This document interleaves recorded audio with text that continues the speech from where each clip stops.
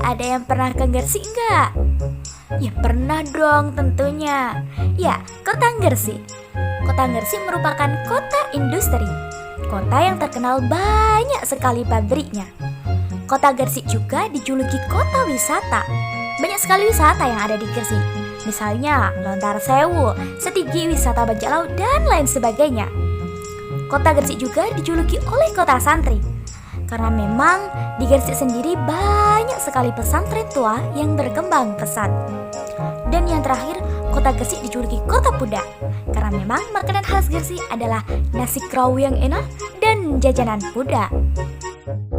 Nah, teman-teman, kebetulan di sini ada Iva Zuria, ada Khosyati, ada Muslifah, dan ada Indah Mar'atu Soleha. Kebetulan kami berempat dari Kota Gresik tercinta. Jadi kali ini kita kupas tuntas masalah pudak Gresik. Teman-teman, ada yang pernah makan pudak nggak? Bagaimana rasanya pudak? Kalian tahu aneka varian pudak? Teman-teman, pudak adalah makanan khas Gresik yang terbuat dari bahan utama gula, tepung sagu, dan santan kelapa. Aku pernah tahu pudak mempunyai banyak varian. Apakah bahan utamanya sama semua? Lalu apa yang membedakan dari beberapa varian tersebut? Bener banget, pudak ada beberapa varian. Bahan utamanya tetap sama, namun ada tambahan bahan yaitu zat aditif. Yuk simak pembahasannya lebih lanjut. Oke, yang pertama adalah zat aditif. Zat aditif merupakan bahan yang ditambahkan dan dicampurkan ke dalam suatu produk makanan dan minuman selama proses pengolahan, penyimpanan, dan juga pengemasan. Zat aditif sendiri dibagi menjadi dua, alami dan buatan. Untuk alami sendiri bahan dasarnya berasal dari alam, dan buatan bahan baku pembuatannya berasal dari bahan kimia. Contohnya, zat pewarna, zat pemanis, zat pengawet, zat penyedap rasa, dan zat pemberi aroma. Nah, teman-teman, pudak Gresik kan ada beberapa varian nih. Ada pandan, coklat, original, jahe, durian, dan lain sebagainya. Nah, misalnya pudak pandan kan harus warna hijau tuh. Jadi kita kasih zat aditif alami yaitu sari dari daun pandan.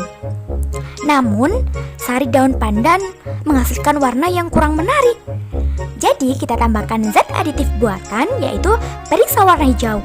Namun, hanya 1 tetes aja ya teman-teman, biar tidak ada efek sampingnya. Jadi aman terkendali. Begitupun dengan pudak varian selanjutnya. Teman-teman, lantas bagaimana cara membuat pudak? Berapakah ukuran takaran pudak? Yuk simak baik-baik pembahasan kali ini supaya kalian lebih paham. Oke, materi selanjutnya adalah pengukuran. Pengukuran merupakan penentuan besaran, dimensi, atau kapasitas. Biasanya terhadap suatu standar atau satuan ukur.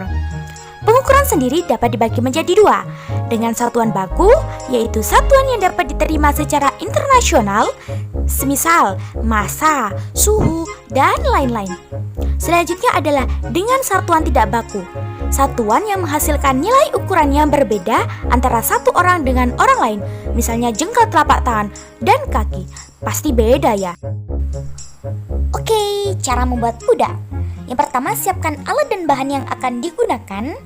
Kemudian, takaran bahan yang digunakan adalah 2800 ml santan kelapa dengan perbandingan tepung dan gula 1:5. Campurkan semua bahan dan diuleni sampai tercampur rata. Tuang adonan pada mangkok kecil dan kukus selama 40 menit.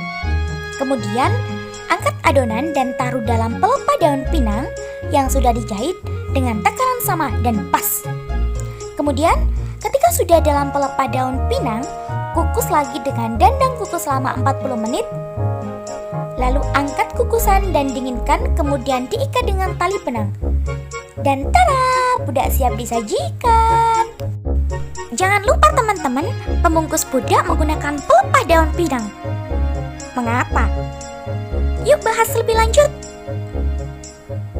Mengapa menggunakan pelepah daun pinang? Lalu apa kandungan dari daun pinang tersebut? Simak pembahasannya. Materi ketiga yaitu materi senyawa. Senyawa merupakan zat yang dapat diuraikan menjadi 2 zat atau lebih secara kimia.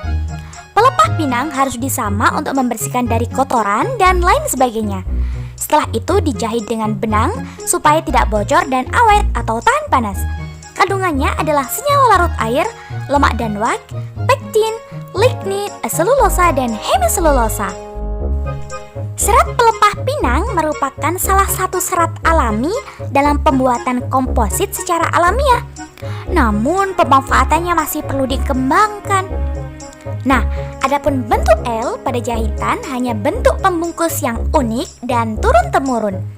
Karena para konsumen mempunyai kesenangan dan daya tarik yang berbeda-beda, sehingga diperlukan pengadaan variasi dan daya ketertarikan yang lebih tinggi. Terima kasih teman-teman. Terima kasih teman-teman. Terima kasih teman-teman. Yuk melihat cuplikan video dari kami. Tara. Oke teman-teman, kita sekarang menuju ke lokasi yaitu di Desa Kauman, Kecamatan Sidayu, Kabupaten Gresik. Ya teman-teman, panas bukan lagi menjadi penghalang untuk turun semangat kita loh. Bentar lagi nyampe. Kantor Desa Kauman, RT 2 RW 1, Kecamatan Sidayu, Kabupaten Gresik. Rumah ini merupakan rumah produksi jajanan syar'i, diantaranya adalah Puda khas Gresik dan juga jajanan lainnya. Rumahnya tidak jauh kok dari jalan raya.